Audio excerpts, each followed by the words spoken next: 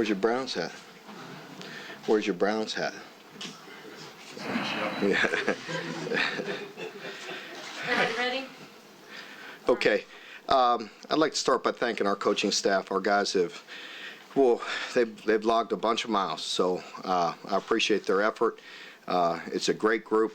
The biggest thing about this class is a bunch of character, leaders, winners. It's a heck of a group. Very proud to have them, so I'll open it right up to questions. Mark, this year there seems to be a surprise announcement. I wasn't surprised this year you didn't lose a single commitment. How hard is that? It's very hard. I think that's the big thing about this group. They're winners. They got great character. We didn't lose one guy since the start of the season, not one player, and that's a special group. Mark Bullock, well, he was I guess maybe the last choice of you all. Yeah. Evaluate and see what he's all about. Talk about him a little bit. Well, he was the last commitment. I could, remember back to my days at Florida State with Coach Jimbo Fisher, and he always talked about, it's one thing about your top end guys or the guys that were committed and the guys that were at the top of the stars and all that. But when you're signing a group of 24 players, and he really made a big impact on myself and a big emphasis on this, it's not so much about the top of that class. It's not so much about the 1, 2, 3, 4 guys that everybody likes to talk about. It's about the guys at the end that you sign. If you look at our guys through the years, we've had some great success with adding some players late and doing some proper evaluation. Again, with our staff, they do a phenomenal job of identifying players very early, and that's been the key to our success, is identifying the right guys early, staying on them, and building that relationship. But it's also about finishing and closing. And a guy like Ebule was a very strong finish for us. He's a guy that kind of blew up a little bit late, got an offer by us, got an offer by Florida late in the process, was recruited by a lot of other mid-level schools, and Ebule is a terrific young man with unbelievable upside. When you look at a guy like that you get committed late in the process, who's all of 6'5", 6'6", 250 pounds with unbelievable upside, that's what you're looking for. And again, I look back to my lessons from Jimbo in making sure you're getting the right guy at that 22, 23, 24 slot, because that can make all the difference in your program as you move forward. So very proud of Ebule. Unbelievable story. Unbelievable young man, great student. He'll be a great addition to our program. Mark, would you say it's by far your best class when it comes to athletes? I'd say it's by far our best class, period, but by athletes as well. I just do. I feel so good about this class top to bottom. I feel like the biggest thing is, and I may be a bit redundant when I talk about this, but it's about their character, about their leadership. You look at these guys, and a bunch of these guys are captains on their football team. They're very, very good students. They're competitors. They're winners. You just look at the 2 quarterbacks we have in this class, and if I'm talking about one, I'm talking about both of them. They are unbelievable leaders. They're winners. They're competitors, and you could say that about the whole group. Do you have a Benny Snell in this class, a guy that can come in and make an impact? I don't know, because we got to wait and see, right? A year ago, we didn't know what we had in Benny. We knew the characteristics that we identified about him being a tough, strong competitor, a guy that we had confidence that would make our running back room better, a guy that was very mature, and that's what he is. But he also produced maybe a little bit more than we realized as well. Mark, I know you said on the radio earlier today that you believe the class was done. Is there any update on if this is the finished class, and when did you know that this is our class? Yes, it is. Did you know last night that this was pretty much the group? I did. Mark, you've made your money out of Ohio. The district really spread out to Maryland and Florida. How I believe we touched on 8 states and 8 players out of Florida. The big thing was this. We know we're going to start inside out always. We're going to recruit our tail off in Kentucky. And in our hometown, we're going to start there, and we're going to branch out from there. we do consider Ohio and certainly Southern Ohio as kind of home base for us. We've done very well. It's very close in proximity. We have strong relationships there. We're going to continue to do that. But we had to branch out. That was part of the plan with some of the coaches I hired a year ago, and Big Vince, I think, is going to come in here in a minute, and he deserves a lot of credit as the recruiting coordinator. Has always done a great job. But you also have to credit our entire coaching staff. We really do this as a group, and I really feel very good. You got to give a shout out to Eddie Grant as well. He went in. I wanted to get back into South Florida, Florida in general, but I wanted to get some players out of South Florida. And Eddie has such strong relationships down there and did a phenomenal job. But also touching on the 6 other states that we did. That's kind of what we've been doing, and it was nice to see us have a lot of variety there. How many of the guys you got in December and into January, do you think those were because of the success you had on the field this year? Those guys? I think we had a strong nucleus of players. Again, if you look at these guys, and that's what I love about this group. As I went into their homes, I said it every time I was in there, what a joy they were to recruit. The prospects and their families and getting to know them, they've been so loyal to us. And many of them have been committed to us for a long time. Many of them can go to plenty of other quality schools, and people coming at them left and right. A lot of it doesn't get publicized, but they just dismiss them quick, so it doesn't get a lot of traction.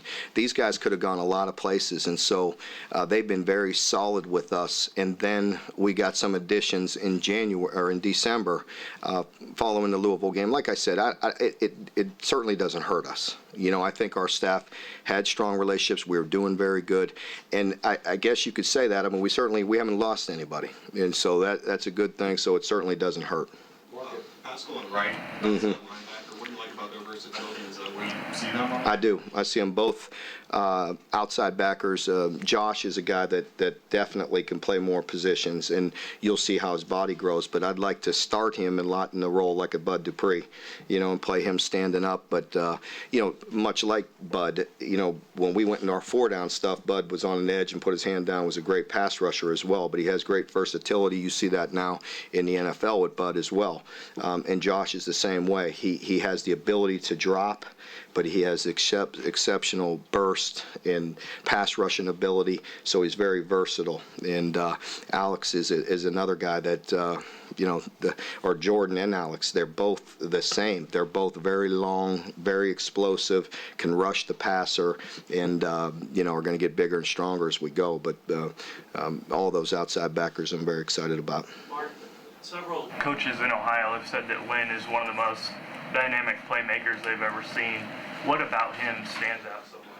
Lynn is exceptional with the ball in his hands. He's explosive. As you know, I grew up in the same hometown, and I can't tell you how many people would call and tell me that he's the best football player they've seen come out of that area in a long time. Now, I take great offense to that. But I guess I was a long time ago. But no, he's just exceptional. He's just dynamic. He can play a lot of positions.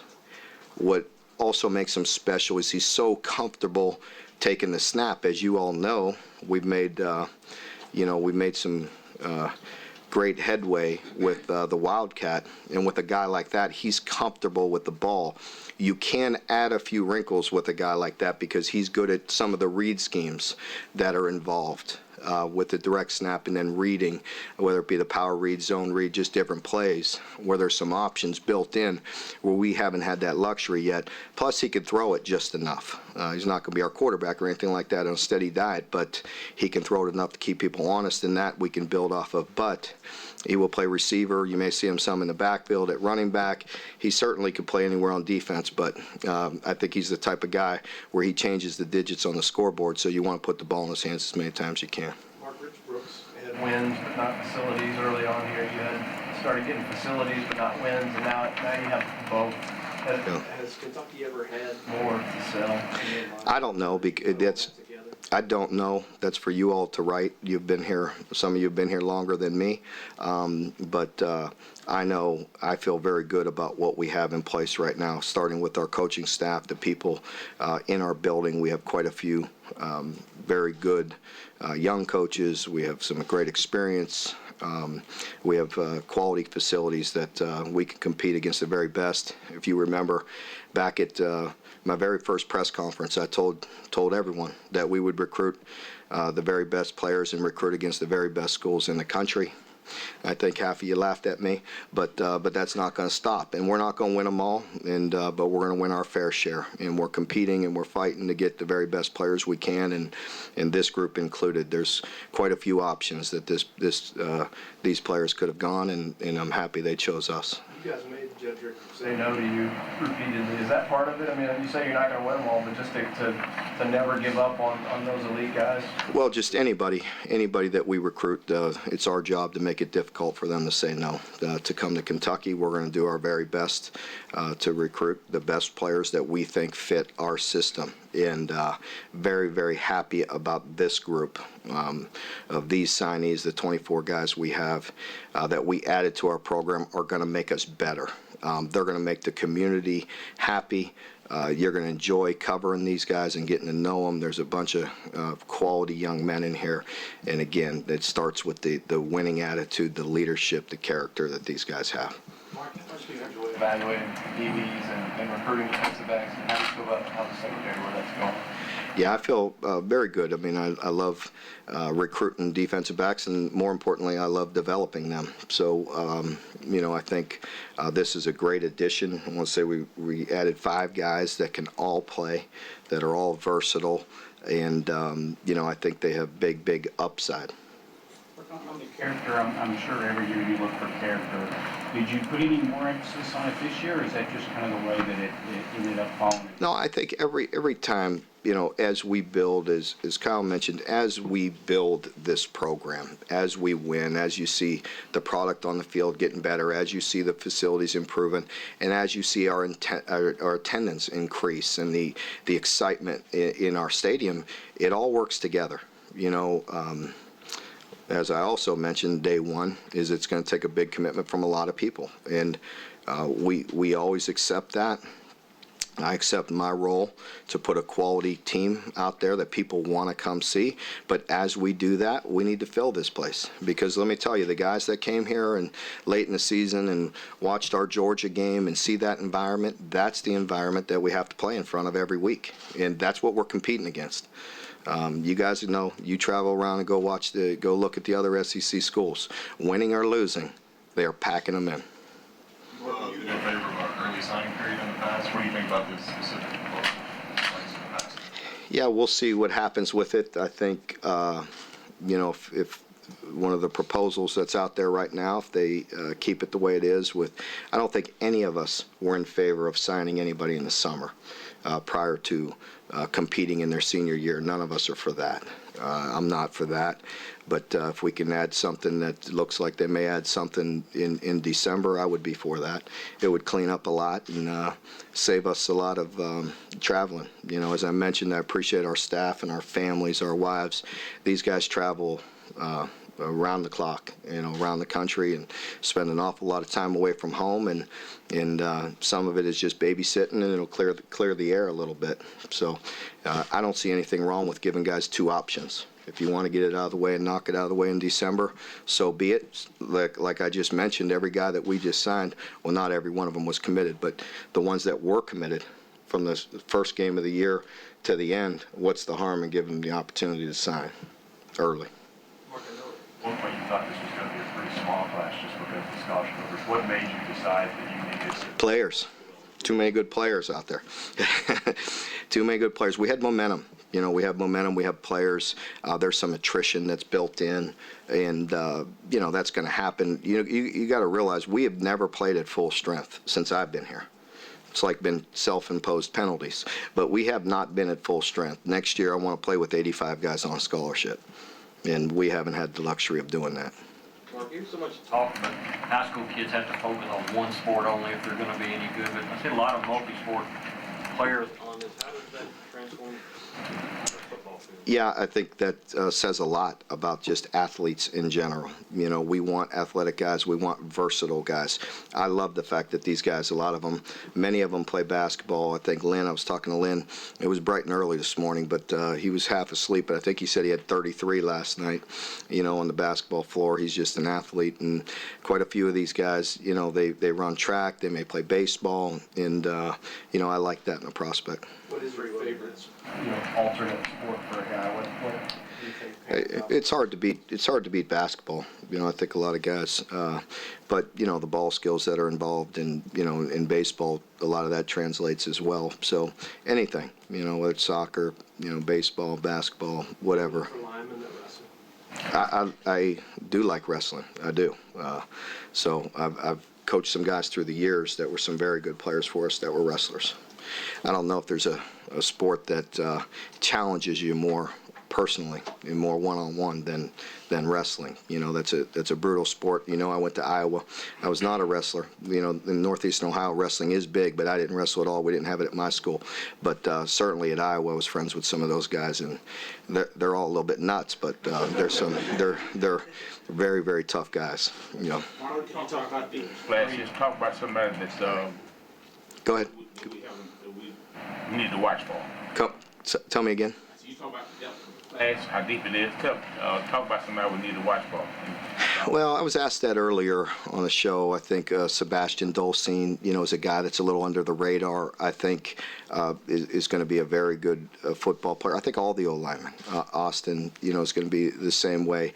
Defensively, maybe a guy under the radar that doesn't get talked a lot about. Maybe Chris Whitaker.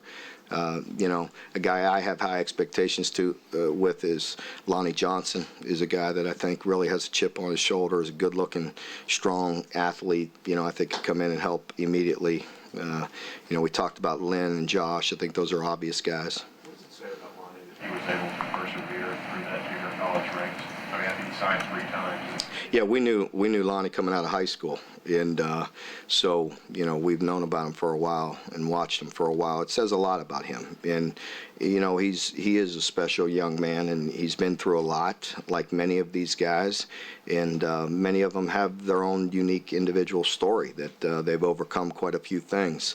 And Lonnie's another one of those guys, and he has, just like he told you, he has an opportunity to hit the reset button, start over, and do something special here at Kentucky, and I hope he does. I have high expectations for him. Talked about character and winners. Probably nobody on this list. Austin Dotson's resume as far as 4 state championships. Yeah. watching Yeah. him over the last couple of years. We've watched him and known him for a while. Great young man. You know, I always get a smile when I talk about him because I just get a kick out of him. You know, Eastern Kentucky, you know, winning high school tradition. I really thoroughly enjoyed my home visit in him. I don't know if I should say that or not, but I can tell you what Grandma said to me within the first 5 minutes in the house, but I would embarrass myself more than I normally do. So well, we left the high school and we're driving up there, and and he lives 30 minutes from the high school. Very hard to get to. I'll just leave it at this. We couldn't get he took a lot of pleasure in spitting up all kind of dirt on Coach Schlarman's car. Like just spun his tires out, got mud all over there. And Grandma, I guess I gotta say it, but I'm not in the house. 5 minutes and she's wonderful, gives me a big hug, very inviting, and then she gets right into the bowl game. What were y'all doing? You look so stupid. I said, well, hi, Grandma, I heard about you. Yeah, she made some great fried chicken, though. Yeah, it was good. Yeah. With promoting Matt to the defense, how are you going to take a back step seat again as you did last year? Or are you going to keep staying back? I'll do what's necessary. We'll see what happens. I have confidence in Matt, as I had confidence in DJ. You know, DJ did a great job for us, and I appreciate all his hard work. And I have a lot of confidence in Matt and our defensive staff. I'll hire a special teams outside linebacker coach here relatively soon, and so No, I'll be heavily involved just because I'm comfortable in doing that now. Just where the program's at, and a lot of the fundraising, a lot of things are done, and our roots are planted, and I feel good and I feel comfortable in the role. So, I'll definitely continue to be as active as I can. What kind of feedback have you gotten from recruits over the years about where this program is headed, and how much has that kind of encouraged you about the direction you're going? Well, I think, I'm very encouraged because I feel like we could go and compete and recruit anybody. That doesn't mean you're going to get them. There's a lot of schools that lose a lot of players. We're not the only ones. You get the ones you're supposed to, and I have a lot of confidence in that. I feel very, very good about this class, and I feel, like I said, I just feel like it's the best class top to bottom. And that's no disrespect to the other guys, because I love them and they're going to be great players and we're going to win a bunch of games. But it just takes a lot of great classes, and we want to continue to build on that. And we hope next year's class is even better. And we anticipate that it will. Coach, anything, one thing that they like about this program? Well, I think, a lot of things I've read and people tell me that the big thing is the players feel comfortable. And that's a credit to our staff, our families, everybody that's involved. We take a very family-orientated approach to where we want everybody to feel good and feel comfortable and build relationships. There's not a lot of pressure, even with guys that maybe went to the wire that we didn't get. It's not our approach to break somebody's arm or try to twist their arm. We don't twist anybody's arm to get a commitment. We want guys that want to be here and believe in what we're doing, and our staff has done a great job with that. Being the same offense, being the same offense 2 years in a row now, unlike. Well, I feel a lot better about it than I have, just for that reason, because we had success. I think that goes without saying, that there's a lot of things that we can build on offense, defense, and special teams. There's a lot we can improve on, and we know that, and we'll get to work immediately on that. And but I do have a lot of confidence in the good things that we've done and the staff that we have in place. What's it like for you the night before signing day? Pardon me? What's it like for you the night before signing day? It's somewhat nerve-wracking. We were on the phone all day yesterday. You got to realize, even many of our recruits, even though they were steady and we kept every one of them, doesn't mean that people aren't knocking down their doors. They're knocking down their doors all day. It's a dirty business at times, and so you just got to stay on your P's and Q's and cross your T's and dot your I's and make sure you have everybody on the same page. And so we were on the phone all day yesterday, and I was on the phone into the evening last night. What was the time of your last call? I got a phone call that I didn't really enjoy about 10 o'clock. Yeah. Specific position that you thought you needed to address in this class that you really liked what you did? Pardon me? A position?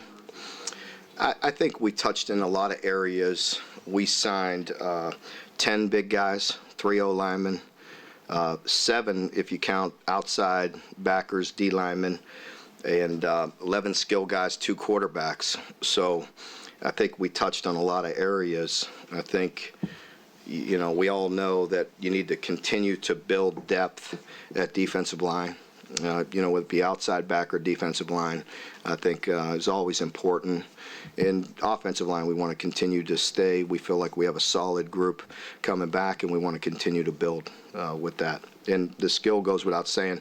It was important for us to get some players at wide receiver, because this next class, we're going to lose a bunch of players that are going to be seniors this upcoming year.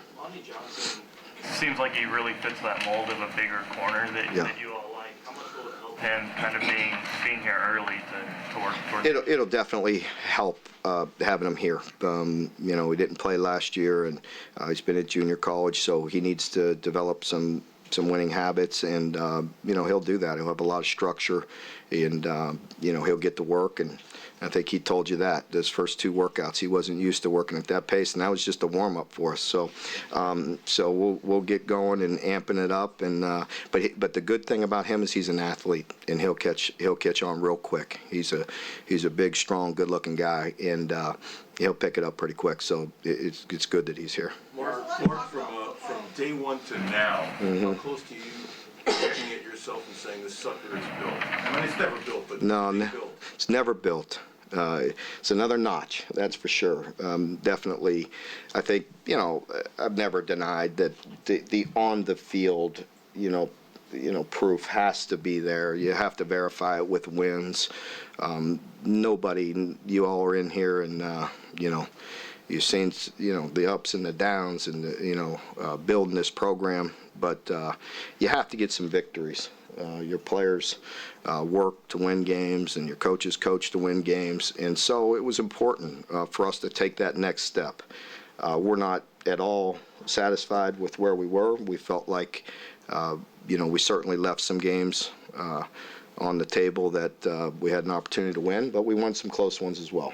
So we know that's part of it, but I know this, we're going to continue to work. We'll be a better football team next year without question. Our guys have the right mindset where we're at right now, coming back, starting the lifting, the running.